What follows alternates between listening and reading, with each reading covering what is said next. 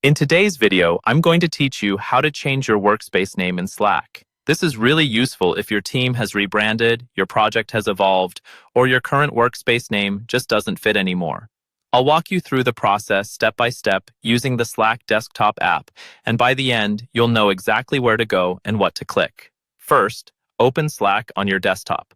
We'll be working from the main left-hand sidebar, where you usually see things like your channels, direct messages, and sections like later, or activity. Take a moment to look just below those sections. You should see either an admin button or a small gear icon. This is the entry point to your workspace administration settings. Once you've located that admin button or gear icon, click on it. When you do, a menu will appear with different options related to managing your workspace. Don't worry if you see a lot of choices. We're only interested in one specific path here.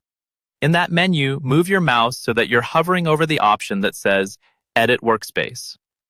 When you hover over it, another set of options will expand. From those, click on Name and URL. This opens a pop-up window where you can update the identity of your workspace. Inside this pop-up, you'll see fields for both your workspace name and the workspace URL.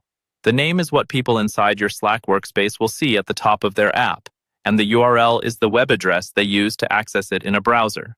At this point, you can change either one or both, depending on what you need.